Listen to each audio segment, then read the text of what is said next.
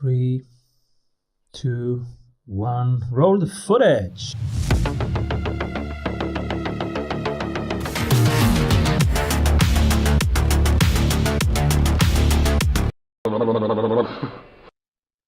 Hello, everybody. Welcome back. I'm Simon Severino, your host. And my guest today was culture strategist at Zappos. He's also the author of The Culture Blueprint, a systematic guide to the high-performance workplace. He co-created Zappos Insights at Zappos subsidiary, educating companies about the secrets behind Zappos' amazing employee culture and world-class customer service. He took the proof of concept from a small website to a multi-million-dollar business, teaching over 25,000 students per year. Welcome, everybody, Robert Richman. Thank you. Robert, what are you currently creating? All kinds of things. I'm creating something called Culture OS. It's a culture operating system that is a whole way to think about culture. It starts with this idea of the minimum viable culture, which we can get into. I think that's some really interesting discoveries that I've made about what culture really is. And then what's the minimum viable culture? What's the minimum viable culture? Yeah, so it's the minimum viable culture is really understanding what it is and what holds it together. So, culture is everything that's not just the pure business. So what does that mean? It's everything in communication, which is recruiting, onboarding, training, interviewing, managing, meetings, messaging, marketing, innovation. It's all these processes of communication that exist in every business, right? So then, okay, if it's all those things, that's not very simple. That's a lot of things. And just saying it's communication based doesn't help either. So after doing a lot of work with both Zappos and many companies throughout the world, I started to realize there are some simple concepts of culture that help us really grasp it in a more practical way. So when I ask a group, what is culture? They'll tell me 30 different answers, from it's the way things are really done to it's the values to it's the beliefs, and it just keeps going on. And I'm like, you're all right, but how can we all have 30 different definitions? So the simplest definition that I use to describe a culture, which can be any organization, group of people, tribe, team, company, etc., is these two bookends of it's what gets you into a group and it's what gets you kicked out of a group. If those things are really, really, really clear and kept to, then you have a strong culture. When those are weak, that's when you have a weak culture.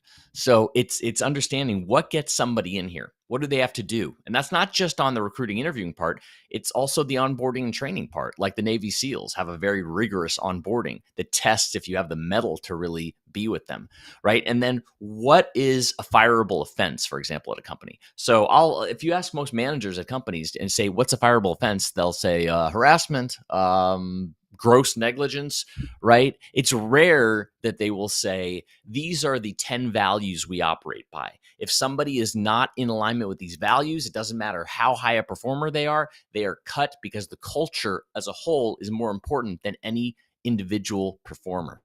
So that's really one of the posts, the pillars of minimum viable cultures. Do you understand clearly what gets somebody in that's a rigorous process, and what gets somebody out quickly when they violate a value of the group? Do you see some example of a culture where you see they're doing it right now and everybody knows them? The one that I use them, I often say to a group, okay, who has the strongest culture? And I don't like to say good or bad because it's subjective. What you might like, I might not like. But we can agree when a culture is strong, and you could say, wow, I don't want to have anything to do with that, or I don't want to be in that, but I can see how strong they are. And I ask groups what they think that is, and they say Google or Zappos or Disney and all these brand names. But I say, no, those are great companies, but they're nothing, I believe, compared to a group like the Navy SEALs. Because the Navy SEALs, when they talk about culture, if they don't do that process that I told you about, recruiting the best people, training the best people, if they don't do that all well, people will literally die. So most of us have work that isn't life or death, but theirs is very much life or death, and they pay more attention to culture and performance than anyone. So I really see them as models for how to create a strong culture. Many people in the community right now are debating Twitter as having a weak culture, and they say it should have a stronger culture, and that's why Elon is right in doing that. What is your perspective on Twitter culture? It's really hard for me to say because a group like the Navy SEALs or Zappos or other ones like this, they'll publicly share through stories, through books, what it is. You don't see all these books written about Twitter about what the culture is. You're seeing things kind of come out secretly. So if it's already a secretive culture, so that we don't tend to trust. I don't tend to trust just because I don't know. Right. So it's hard for me to comment on what I don't know about. They're not proactively sharing it. So I don't think I can speak with authority or confidence on the Twitter culture because they're not really sharing it. And I really believe the strongest ones are sharing their culture. Who was very vocal about their culture? Netflix has been quite vocal about their culture. Is that an example of a strong culture?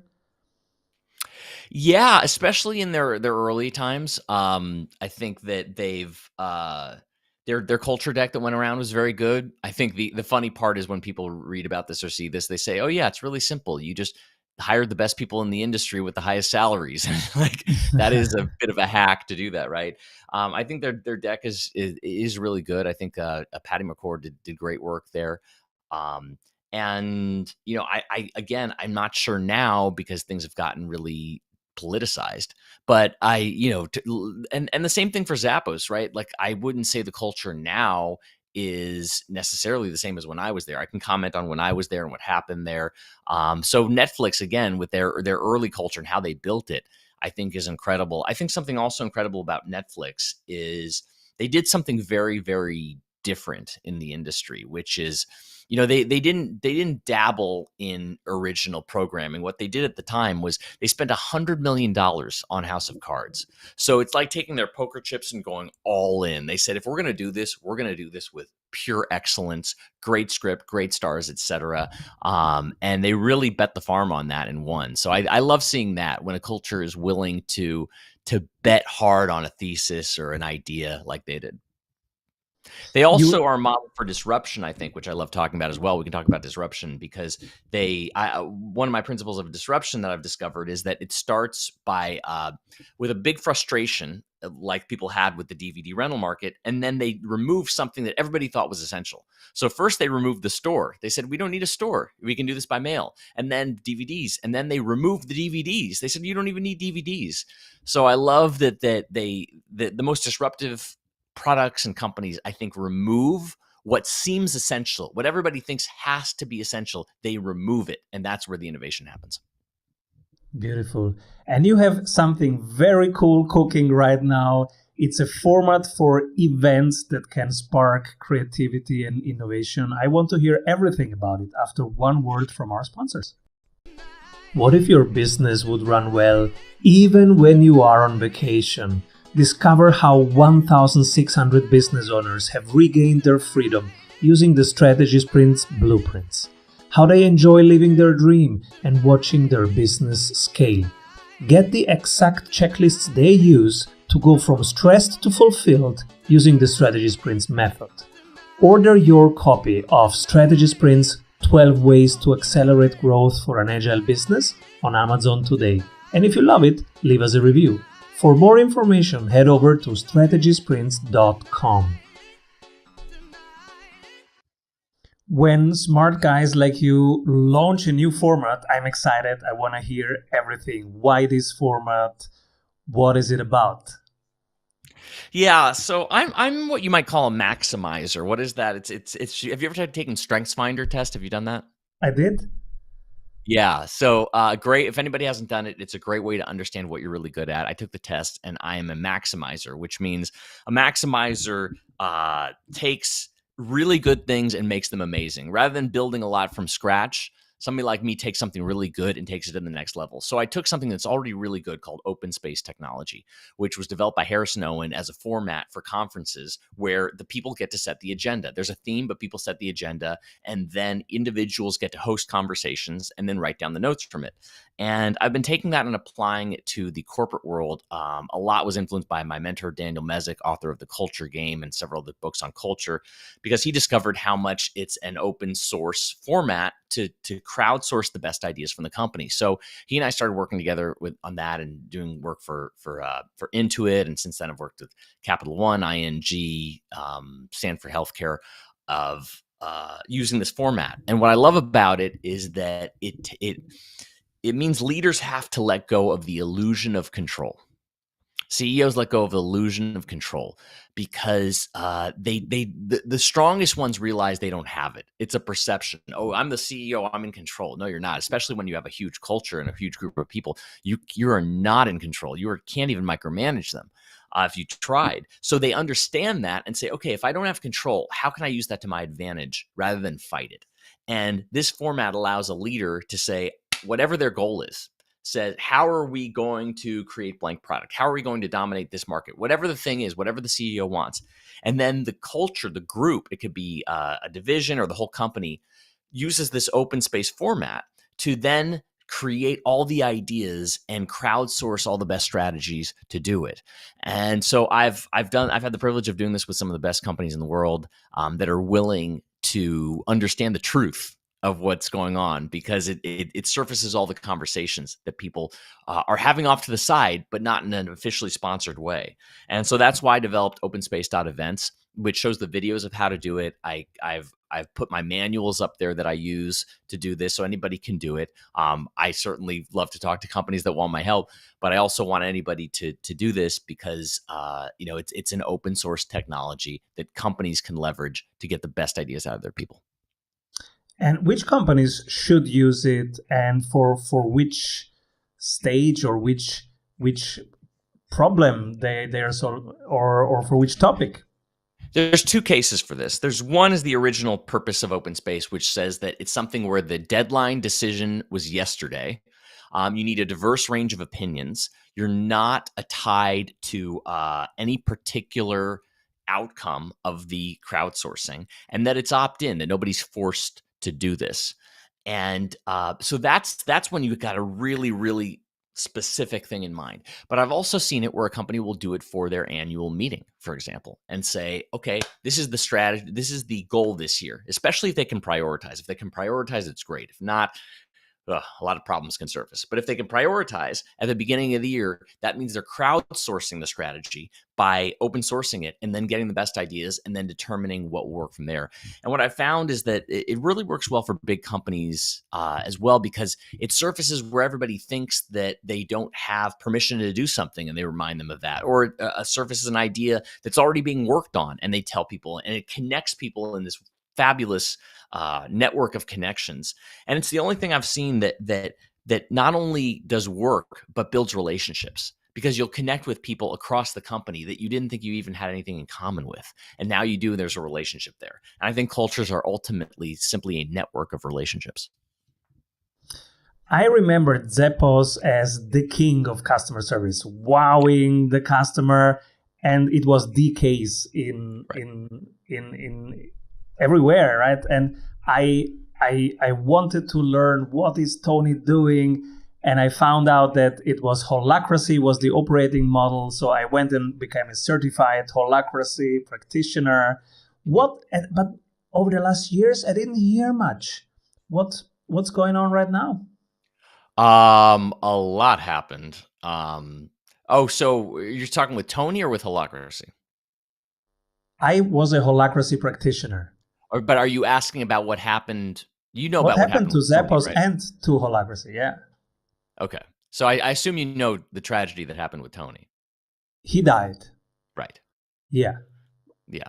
So there's a whole long story there. But anyway, Holocracy, as far as I know, in terms of Zappos, was basically they didn't keep sticking to it like a religion, like they were before, and use it as processes through the company, but not as like a strict operating system. So the best scenarios for Holocracy, and I'd love to learn from you and what you learned from that. But the best case scenarios that I've found for companies is that they'll do it religiously for 6 months and then stop it completely, and then they see, oh, what worked and what didn't about that, and then they create their own system. That's how I've seen the best companies use Holacracy if they're going to use it. Cool. Yeah, similar experience.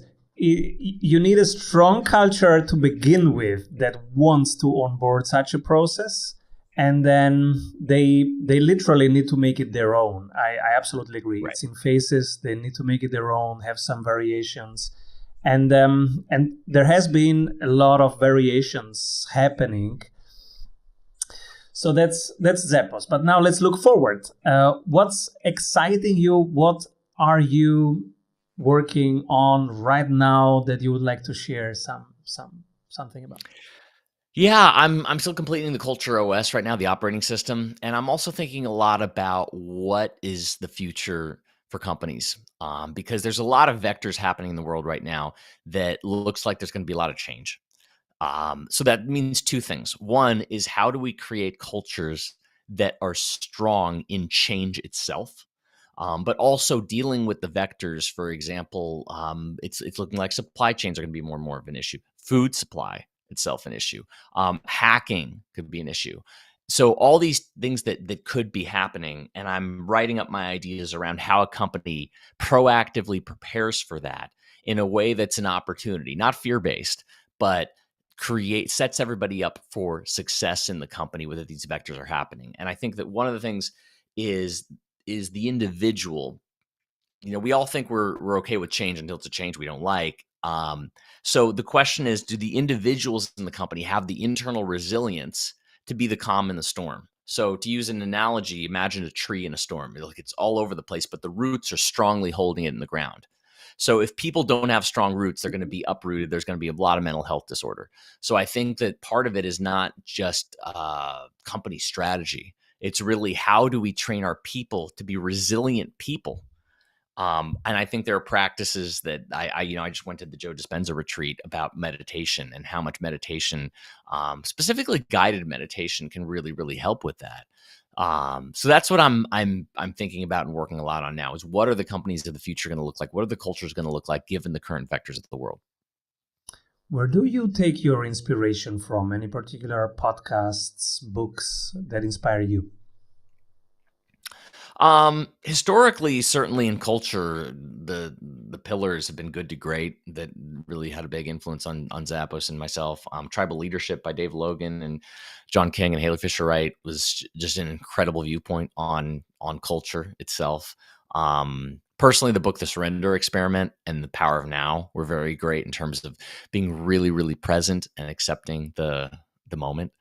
So yeah, those are a few of mine. There's certainly a lot more we could talk about, but that's a few. I love this Surrender Experiment because it was the first book that I read written by somebody who was an active CEO in that moment, right? And he's describing like the legal struggle and all this real stuff. That's a real CEO life. Right. But he was always able to have these both levels of reflection, like what's happening to me and what's the bigger thing calling here, and how can I surrender to that? Which is such an amazing book. Totally. I have to read it again. Mm-hmm.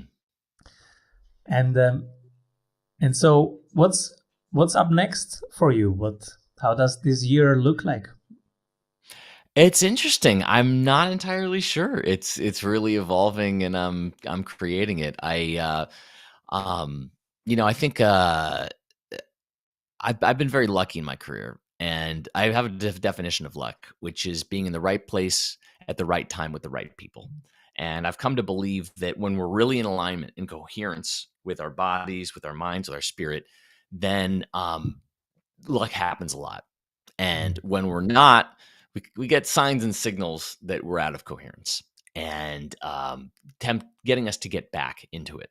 So it's been a year so far of just incredible connections and meeting people up to big things, and companies up to big things. So I've realized how much this has come not through working hard, quote unquote, but through following joy, through being open-minded, through getting coaching that's really helped me process a lot and facing things that I haven't wanted to face. Um, just being in relationship, all these things of these that are not directly on the nose. In fact, one of them is surfing, more like going surfing, just how much it realizes gives me a sense of peace. Um, so I think that it's going to be a trend in the future. I hope that I want to influence through one of these is a book that I'm writing that's actually done called The 48-Hour Day, which is all about how do we get more done in less time when we're really, really, really focused versus just working all the time and not getting a lot done.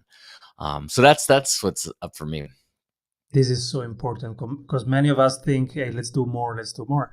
Yeah. And if we shift that and if we say, what if there is nothing to do?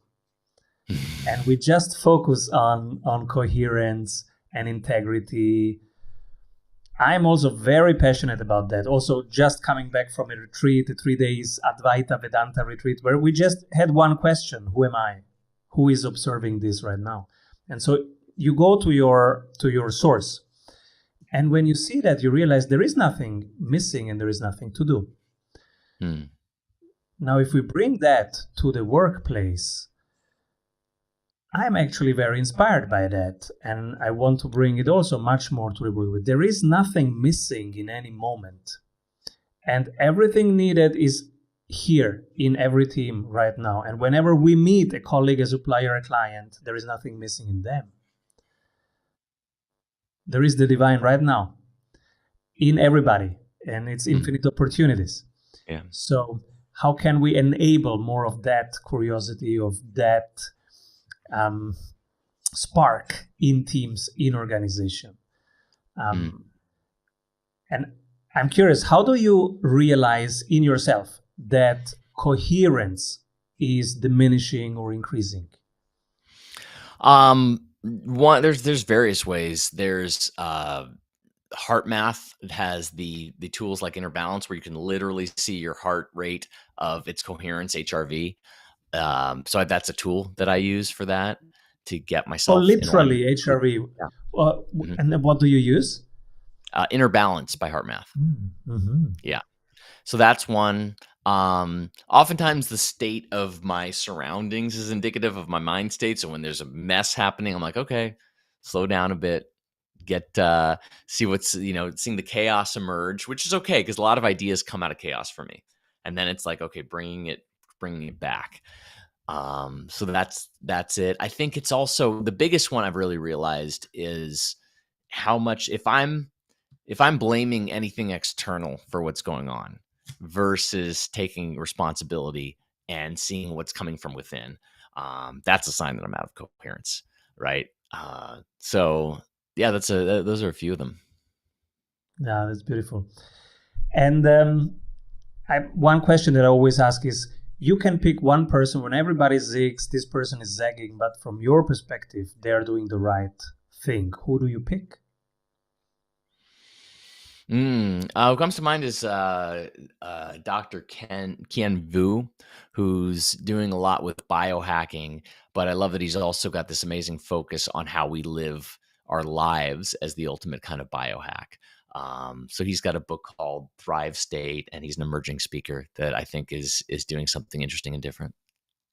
Beautiful. Robert, thank you so much for being on the show, sharing your journey, your wisdom with us. I want to add before we end, what book for you would be, or a couple books would be the ones that had a big impact on you? On me? Yeah. Oh, my teacher is called Rupert Spira. He's an Advaita Vedanta teacher, and he has written a book. It's called Being Aware of Being Aware, which is such a simple self-inquiry practice, which is just asking, who is observing right now? Who am I right now? And so you peel back and you go, you just ask this question. And by doing this question, you gradually go back to your infinite self, unconditional love and understanding. That's it. And this is the essence, which is everything. And so when you do this practice and then you meet somebody, you see the infinite essence, you see the divine in the other person. And this book is about that, and that is touching me a lot. I reread it many times, and everything basically by Rupert Spira is touching me a lot. Got it. That's where I get my inspiration from, because very cool. Similar to you, I have read and experienced many methods in business that work well, but really the core is simple and is deep and is here and now. Yeah. Awesome. Good to hear it. Thank you so much, Robert, for being on the show. Where do you hang out? Where can people find you? RobertRichman.com, RICHMAN, RobertRichman.com. Openspace.events is the site that I mentioned before. And yeah, you can find me on the social profiles. I'm not that social on there, but so RobertRichman.com is the main place. Thank you so much, RobertRichman.com. Thank you for having me. Thank you. Please come back soon. Hey, if you love what you are hearing, you will love our free masterclasses. Go grab them at strategysprints.com. What if your business would run well even when you are on vacation? Discover how 1,600 business owners have regained their freedom using the Strategy Sprints blueprints. How they enjoy living their dream and watching their business scale. Get the exact checklists they use to go from stressed to fulfilled using the Strategy Sprints method.